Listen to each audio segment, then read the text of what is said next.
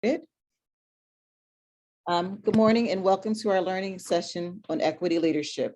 Thank you again for being here with us today to hear about the work our presenters are doing to advance equity in the district. Today you'll hear from DeAndre Thompson-Smith and his presentation on the pillars of poverty. DeAndre Smith is currently the lead restorative justice coach from the Office of Culture and Climate Relationships First Department. The work he's presenting here today is connected to the equity to liberation modules facilitated through the Tier 2 restorative justice work. Before I turn it over to DeAndre, I'm going to put a link in our question parking lot in the chat. If questions come up, actually, we're going to make this an open session, correct, DeAndre, that people can just ask questions directly to the presenter. And that way you can have an opportunity to do a question and answer session. This session will go until 11:27. And if you have questions, you can either put them in the chat and I can read them to them, or you can just raise your hand and DeAndre will actually share information. All right, take it away.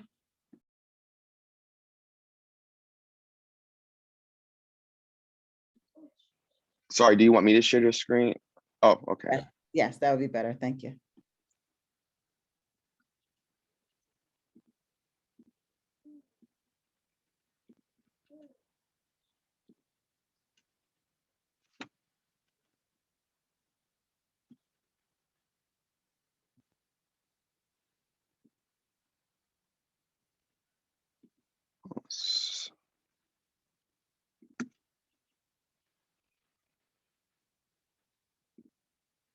I can do my screen, but I'll have the tabs. Oh, no, I got it right here. Sorry, I was just that right here. Okay.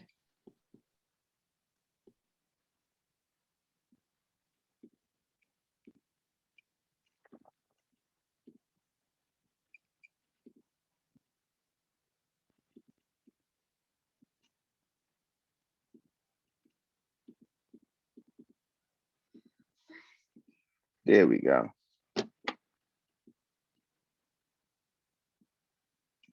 Okay. So thanks everyone for attending today. It's going to be a lot of just information. If you want to ask questions, please feel free to pop in the chat or just come off of mute and speak. Today is just really understanding the perception, what equity versus justice is, and how do we define each term. A lot of times people like to interchange them, which they are not interchangeable at all.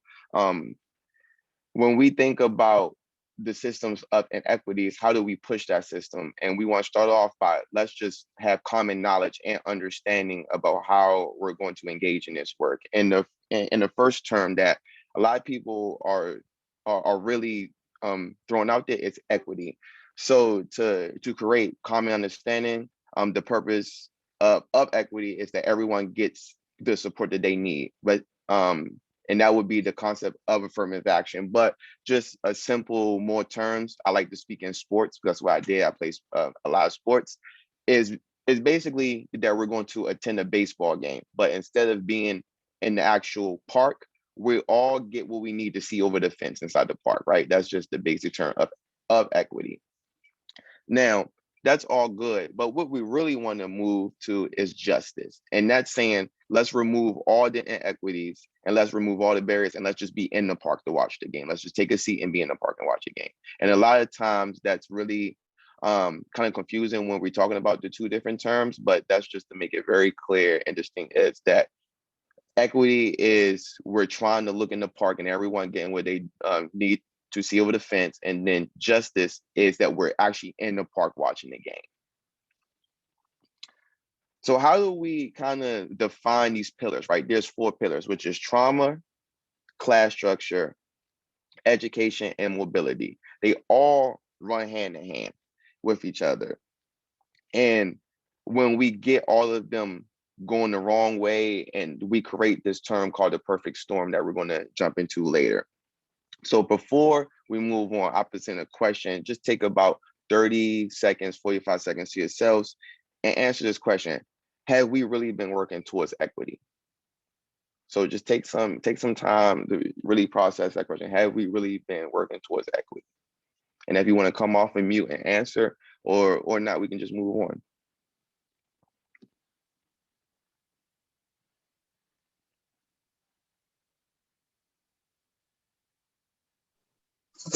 Good morning. My name is Tiana Crumpton. I'm a parent of a school district student, and I would just say I would say the conversation is out there, but we're still working on the action. And I think as a parent, I'm trying to educate myself on how to support my children. They all have different learning styles, but so I think that the information is out there, but the actual action, I think that's what we're trying to figure out. Absolutely, I totally agree. Equity work is the long game. To make a significant change, it takes years to do. Especially here in Philadelphia, we have about 150 years of changing we gotta fix. So it's going to take some time, but we're working on it. And to dive into that, the Yeah, first. before you start, no, we have been, Max put, no, we have been looking at data of equity, and that's it. Awesome. Yep. I like that too, looking at the data. Anyone else would like to jump in?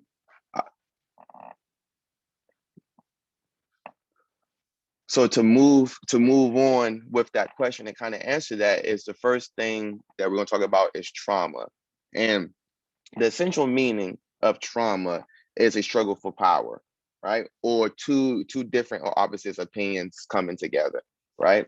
That's kind of where we get the generic essential meaning of conflict. But how I break it down is into three categories: man versus man, man versus nature, and man versus self.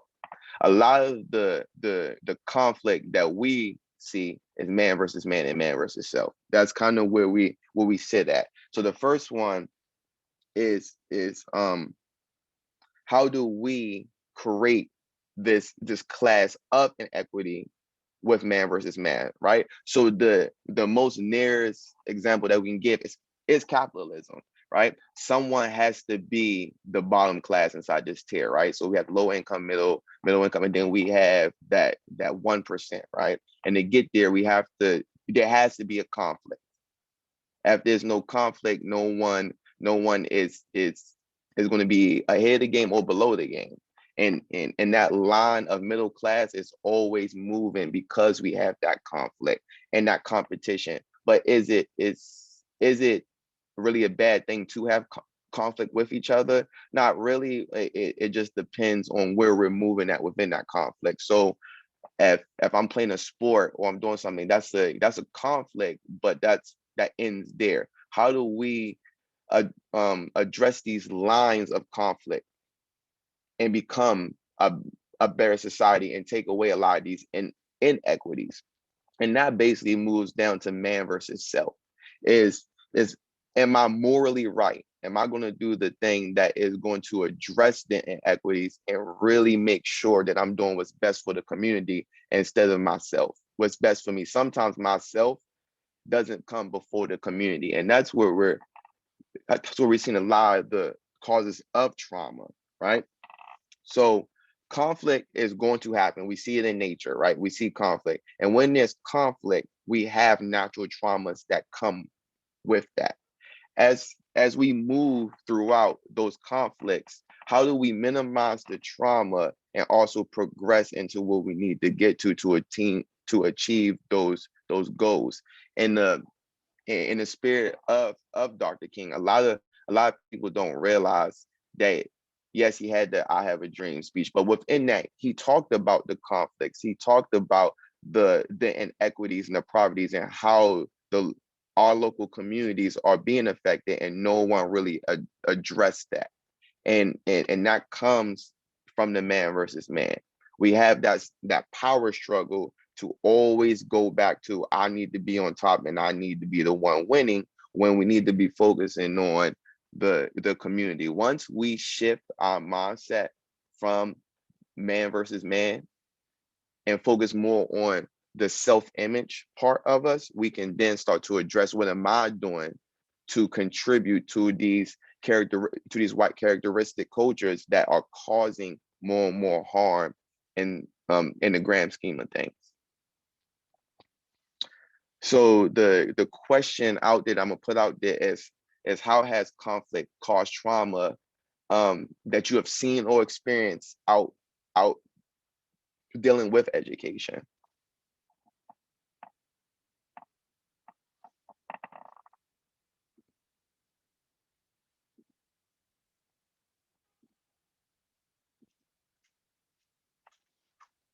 Yeah, Andre, that's a really good question. And I'm thinking like in terms of like the education system as a whole is in conflict as it exists, you know, as it exists historically and as it exists for now is in conflict with what's the best needs of a child are.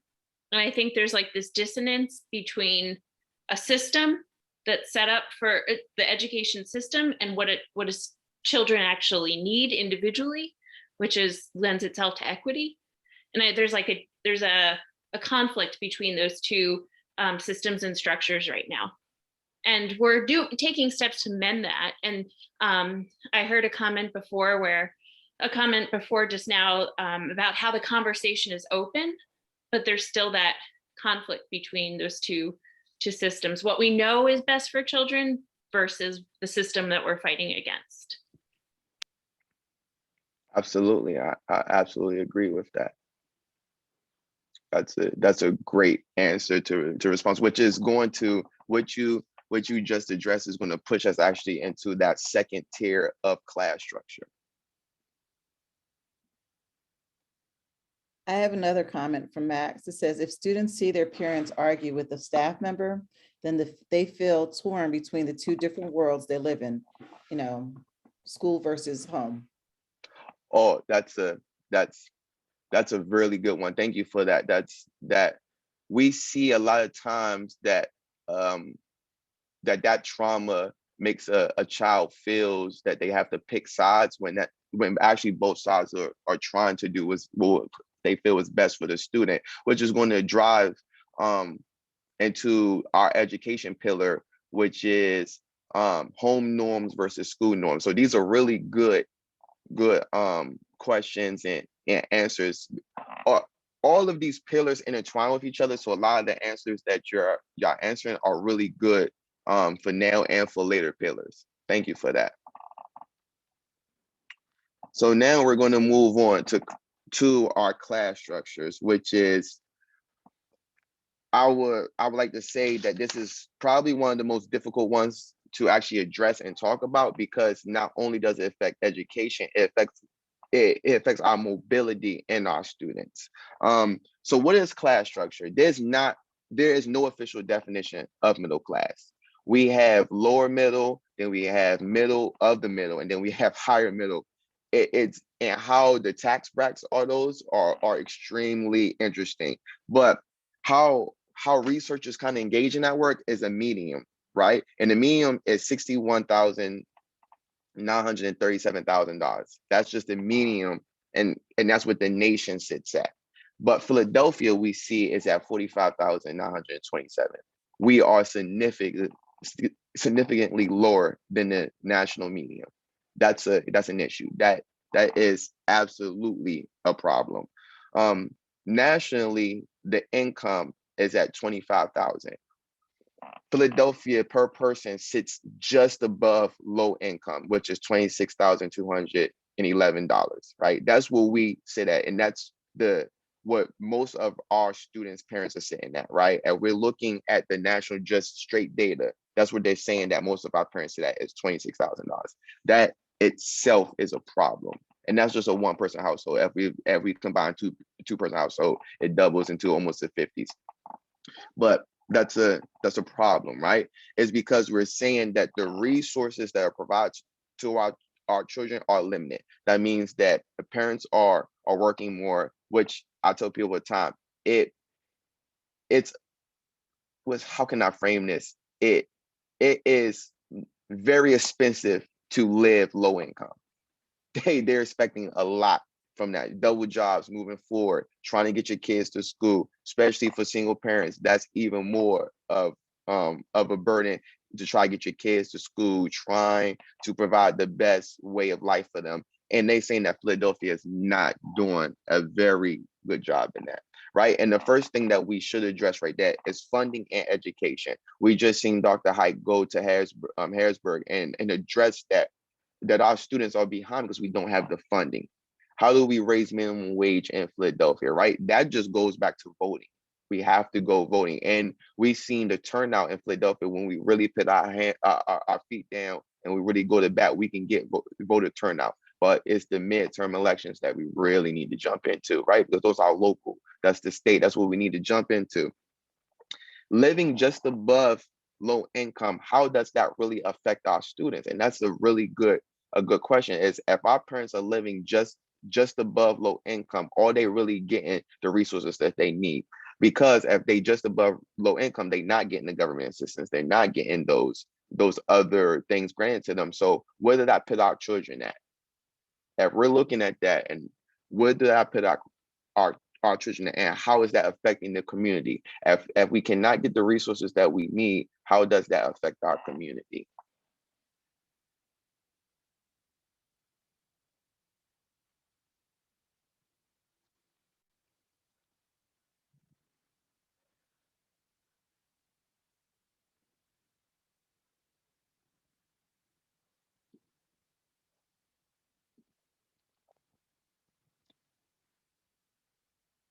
If anybody got any would like to jump in on that, they absolutely can. That's just how does the resources how do we provide resources for our family?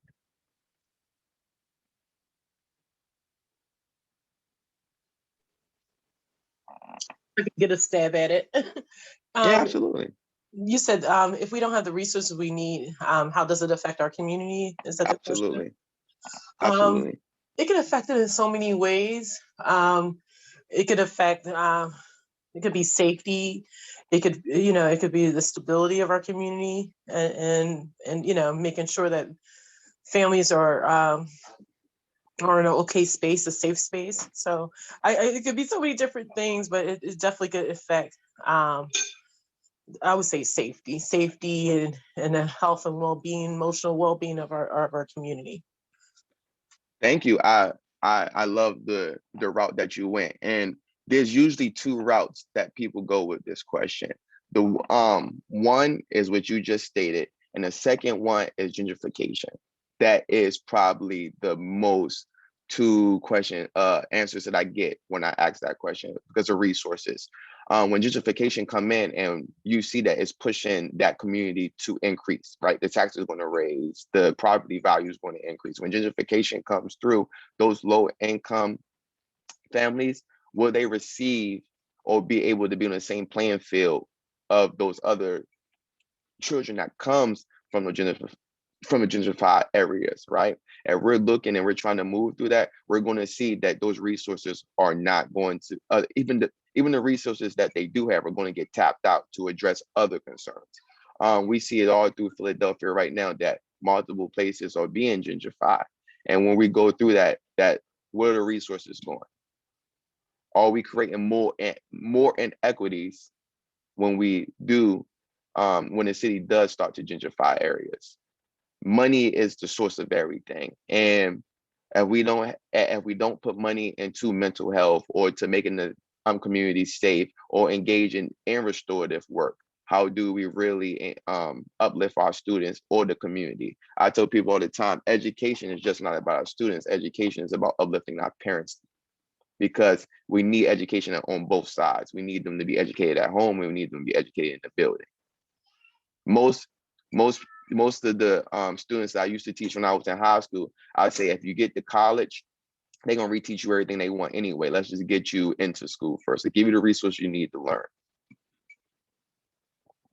Now that we talked about trauma and we talked about class structure, let's see how all that affects education. In 2018, the national rate for Philadelphia school systems was at 69%. the goal was 81%, and I think that we're sitting at 80% right now in the last 2 years. So we have done amazing, right? Is that a part of virtual learning that our kids have had to just sit in front of the laptop and kind of do the work and move on at their own pace? But our graduation rates have really increased, and that's a real good thing, right? And now we're looking at virtual learning. How has virtual learning hurt our students or helped our students? I don't like sitting in front of the laptop. That is not me at all. So if I would have went to school during COVID time, which I would have struggled. I see a lot of students that they're not getting what they need because a lot of them do need that teacher one-on-one, or they do need that hug, especially with our K-5. Just a simple hug changes their day for them. And looking at that, how has education changed for the better or for the worse through virtual learning? If anyone want to kind of tackle that question, how has virtual learning changed the way we approach education for the better or for the worse? Hi, Laura Crawford from Ethan Allen. I personally found it extremely more difficult. I teach K through 8 multicultural music, and just trying to get the kids to come in, log in. Some of the older kids, they'll come in because they figured out they'll get counted as being present, and then they'll leave the classroom, and then I'm calling going, yo, get back on. And I don't know how other teachers feel. I need to see their faces. I need to see their body language. Do they really understand what's happening? I'm more of a visual, face-to-face kind of person. I agree with you on that one. I am for those who know me, I'm a talker, and I like to sit in circle and engage in conversation. And virtual learning took all of that away from me. Took what I do best away from me. But for the positives, what anyone like to think, is there anything positive from virtual learning, or we kind of are unanimous like this has been a little crazy? I think as a parent, just having all the children have access to the computers, that's a major, accomplishment. Just because, now my daughter, she takes her computer every day to school. She's engaging over the computer in class. And then if she has to quarantine, she could jump right in. So I think just being able to having the children access to Chrome, we can kind of, because as a parent, you don't know how your next day is going to be. You don't know if you're going to get that email to say your student has to quarantine. So just having that flexibility of being able and being prepared with that resource to make an adjustment. And then I actually had my child, she received special education, but she actually did better with online learning than she do in person. So now I'm trying to see how I could work that IEP to see what resources did she receive, or was it the extra time to complete assignments? What was it from the virtual learning that made her more successful? So I guess every child is a little different and everybody's different. She might be more of an introvert than an extrovert in class. So, that kind of worked for her. But my other one, my social butterfly, she was having a problem. She wanted to be with her friends. They were creating their own Zoom links to have little friend powwows, it was, so they made it work, but, she needed to be in person. So it depends on the child. Jennifer put it, forced teachers who refuse to use technology to move into the 21st century. That's a good one. I see a hand my up. own comment. I think that without the socialization, I work as a school counselor. So without the socialization, coming back to school it's really been difficult for a lot of students because, sometimes kids don't understand other cultures, and it's kind of like relearning how to have conversations and speak in full sentences, and to, just to kind of get used to being back in a school setting. And on the other side is for those kids who had computers, the other little bit of a desert was the fact that some students didn't have access to internet consistently, and that's why they failed. And we're definitely going to address, I'm glad that you brought that up too, because we're definitely going to talk about the inequities and across the nation and how some areas had internet. In Middletown, Delaware, they had internet built into the city. Like they were building internet towers to allow students to walk through the city, to sit in at random places throughout the city, to actually do their work. They had teachers teaching with like robots walking through the classrooms, and we were struggling to get just the basic necessities for our students. And that shows a level of inequity across the nation, of just areas being so fortunate and engaging and advancing. There were students didn't miss a beat, and then we come back here and we see that our students are not only not hitting their marks, but their reading levels didn't change, their mathematical scores dropped. There were just so many barriers put in front of them, while other areas that we can drive into the county of Delaware County and see a completely different area for virtual learning, which is very interesting to bring up and address. And I see a hand up there. Yeah, Please. I don't believe there's anything that's good or bad. It's just different, right? So our teachers and our kids picked up skills, like somebody already said, that they never would have gotten. And our kids' technology skills, even though everybody thinks kids' technology skills are way above, us old people, it's different kind of skills. So they picked up a lot of skills. The inequity where I see it is kids who had parents sitting next to them versus kids who did not, or kids who did not have parents to speak English sitting next to them. And so I thought that's really where the inequity came, because the parents were basically the teacher. And so if the parent wasn't there, the kid really didn't have a teacher.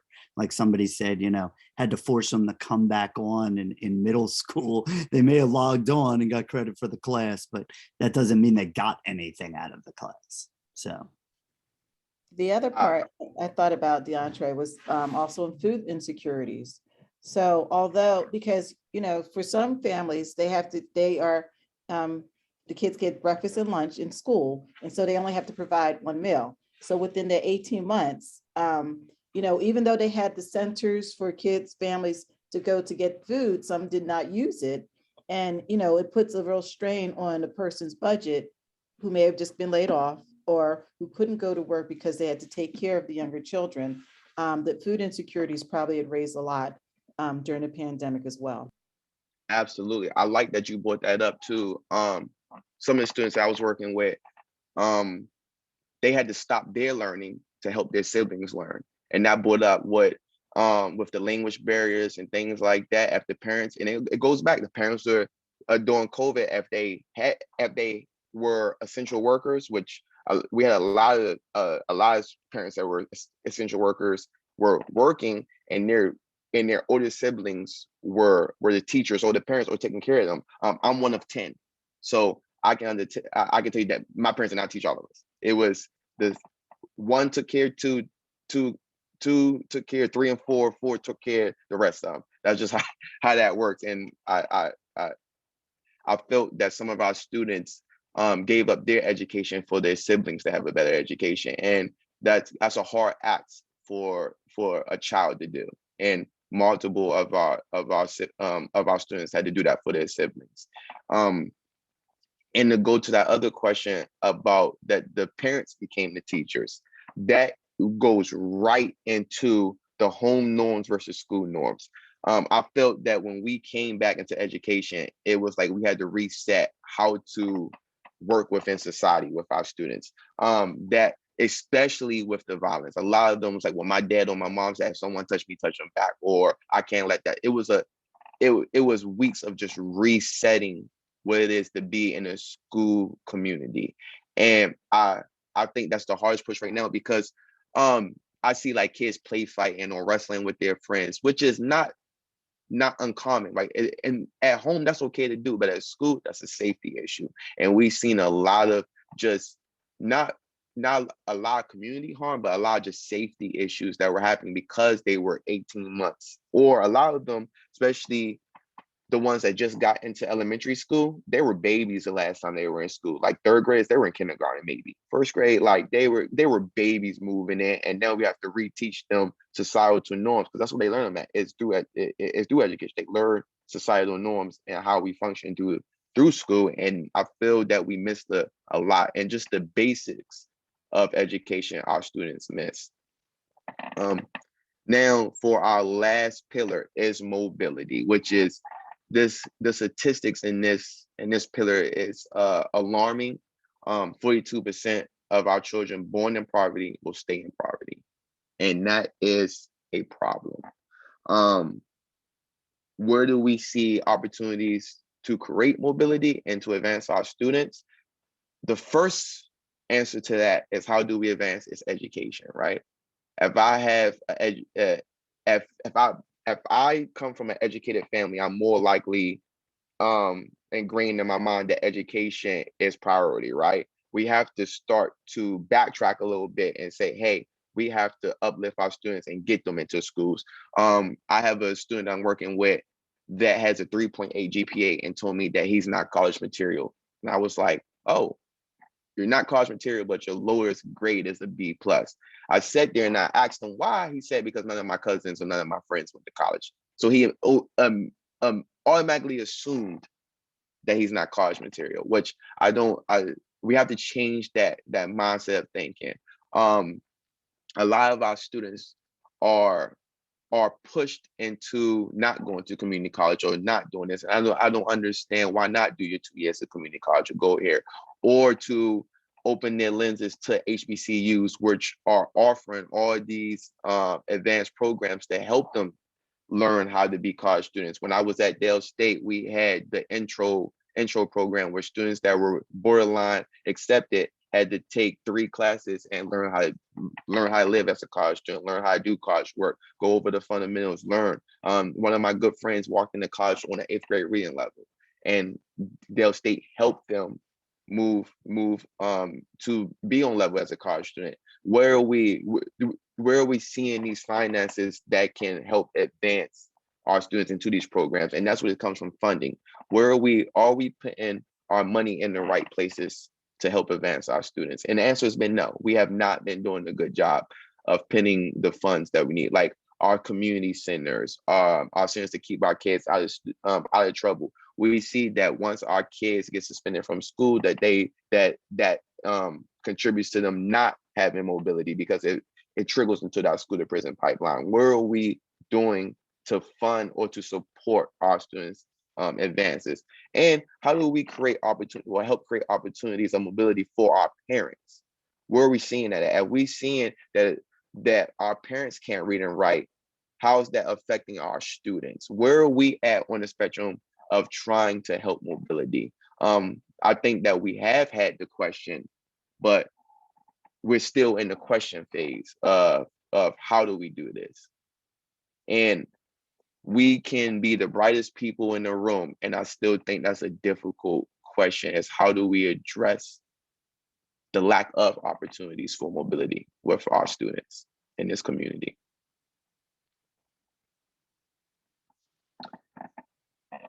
And moving on, right? So that we see these 4 pillars. The first one is, what are we seeing in Philadelphia that is a combination of all 4 pillars? If anyone want to jump in and try to tackle that question, what are we seeing in Philadelphia from all 4 pillars? The mixing of them. What is your conclusion about it?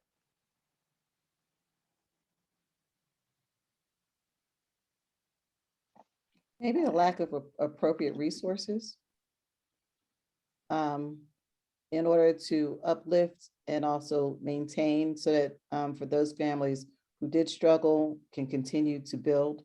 So maybe a lack of resources. That's what it is, like, absolutely. I like that, like a lack of resources.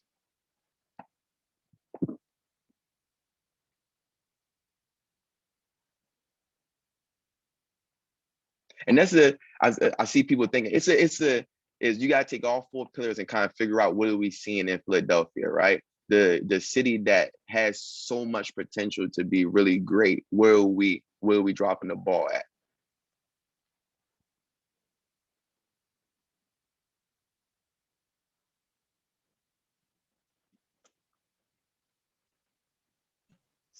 I would like to say, like, actually going into the community and making sure how can I say this? Making sure that the people that need it are getting those resources. Let's pick the library, for instance. You know, you have certain hotspots for families who don't supposed to have internet.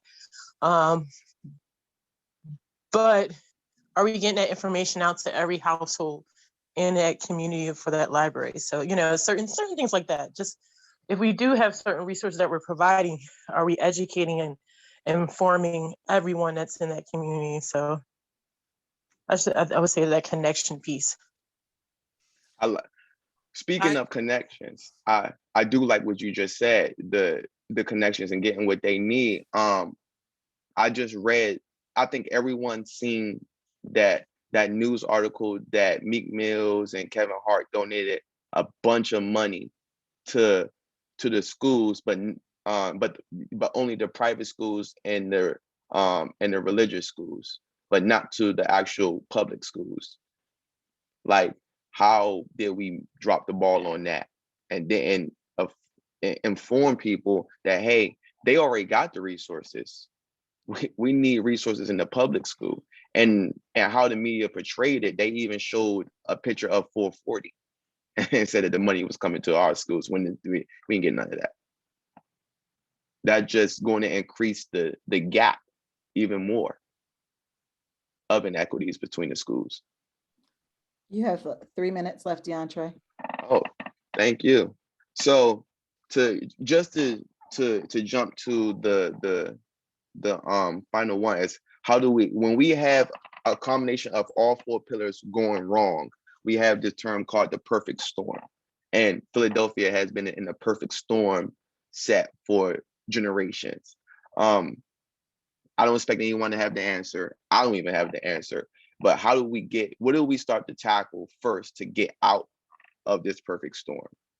And my go-to has always been, let's tackle education first.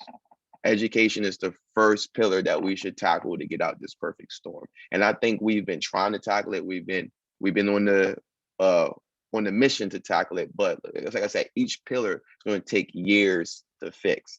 But that's my answer is, I'm gonna tackle education first, and hopefully the others will follow.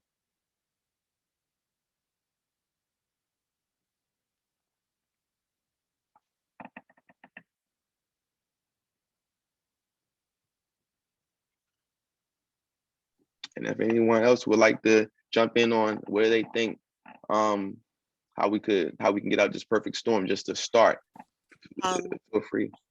I apologize. I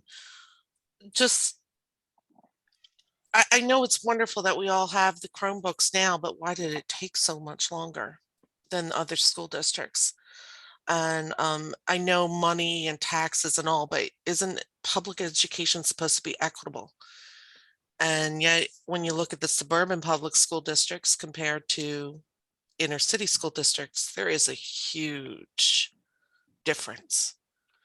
Classroom sizes, for one, I'm sure every teacher and even parent here would agree that we need smaller classroom sizes. They want us to reach all these children's different learning abilities. How can you do that when you have, I mean, I walked into a classroom the other day with 48 kids in it. How am I, in 45 minutes, how am I supposed to reach each child's different learning ability? It's a rough number. 45 is a rough number.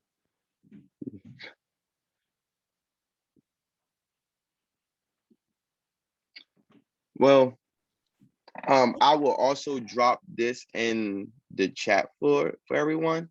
Thank you for engaging in conversation and participating. If you're a student or if you're a RF school, we dive a lot deeper into this work. This is just like an intro. And I look forward to meeting or working with anybody that's an RF school. And thank you for your time. I truly appreciate it. Thank you, DeAndre. In the chat is a survey on this particular session, some feedback. I think this was a wonderful information session. Thank you. I mean, like, I've learned a lot in thinking about things differently. Thank you.